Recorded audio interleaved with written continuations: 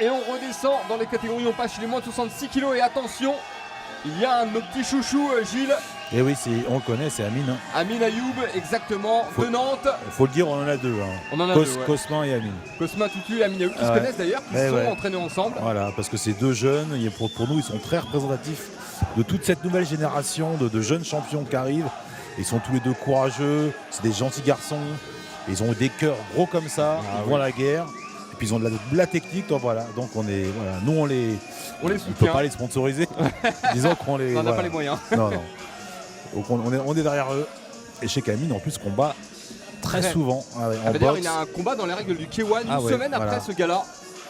C'est bien. Il me fait pas un peu penser à mon ancien élève, Mehdi Bagdad, qui maintenant est à l'UFC et qui combattra d'ailleurs à l'UFC le prochain, enfin 199 je crois, le retour de Mehdi.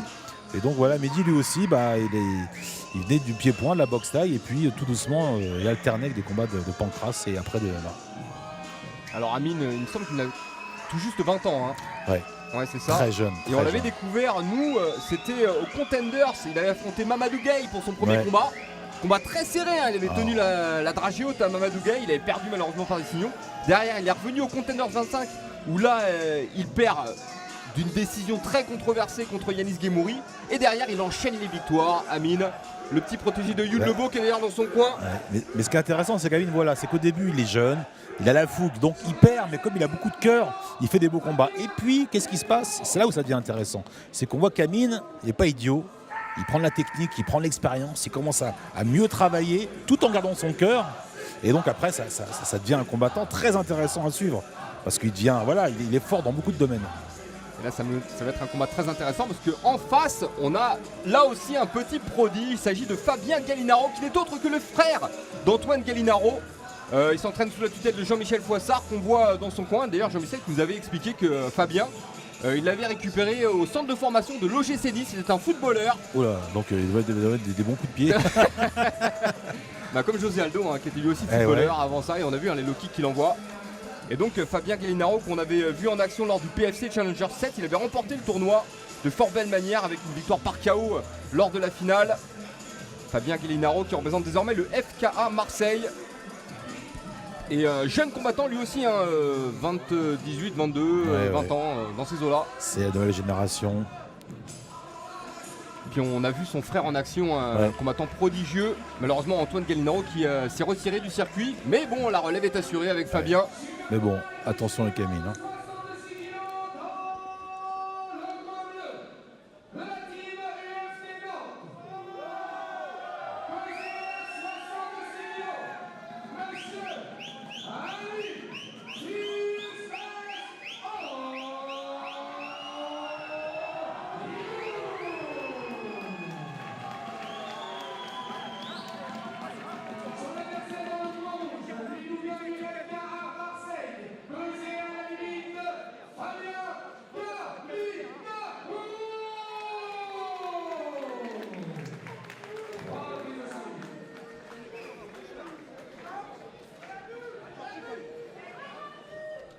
Voilà, donc on est chez les moins de 66 kg.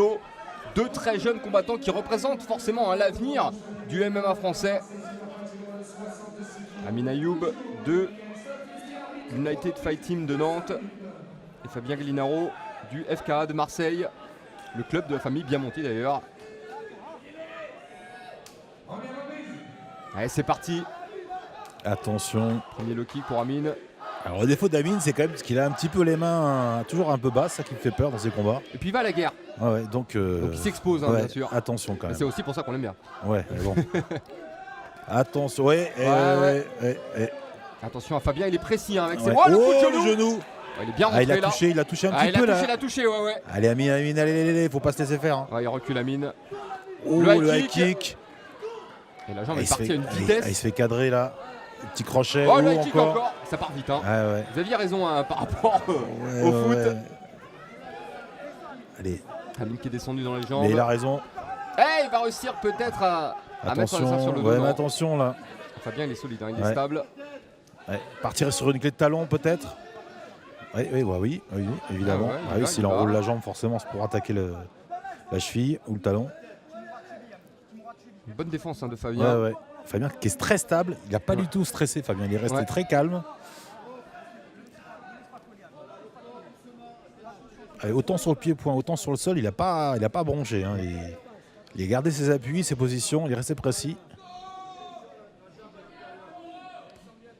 Mais ça qui est incroyable, de la part de jeunes combattants, avoir déjà cette maturité. Ouais. Je veux dire, c'est la nouvelle génération. Allez, dans la garde, Amine. Attention, Amine, on le connaît, il peut nous sortir des techniques du fond des bois. Et que ce soit en striking ou au sol.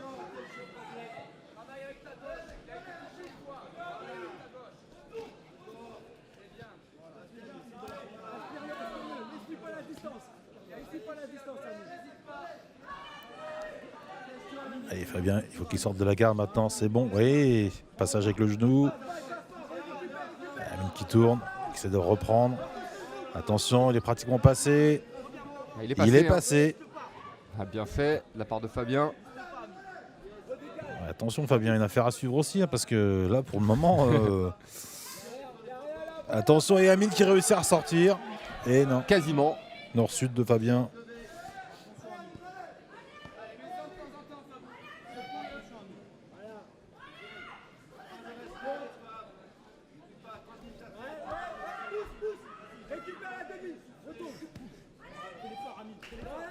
Ouais, il tourne bien. La clé de bras. La clé de bras. Et la clé de bras, elle est opportuniste. Hein. Ah ouais. On l'avait dit, Antoine. Hein. Avec Amine, ça part dans tous les sens. Et là, il a renversé la situation complètement. Et il va se passer pour un étranglement, peut-être. Ouais. Peut-être un triangle, tête de bras. Une tête et un bras, pardon. Excusez-moi, c'est... Attention, en choc. Oui, il le place. Et il le place. Il est bien revenu. Ah, il est dessus. Hein. Là, il est dessus. Il faut qu'il tourne absolument. Il faut qu'il tourne Fabien parce que là il va le prendre là. Il faut tourner. Allez, ouais, il faut tourner encore. Voilà, il a réussi à sortir. Et bonne défense de Fabien. Hein. Il n'a pas paniqué. Et vous l'avez dit, un Amine qui est opportuniste. Hein, lui, ouais. Moi je pensais qu'il essayait de récupérer une jambe pour prendre la demi-garde. Non, il a vu le bras qui traînait au passage. Il a dit allez. Attention à Fabien parce que là quand même il a été impressionnant sur le début de combat. Hein. Sur le pied-point et le sol, il a été impeccable.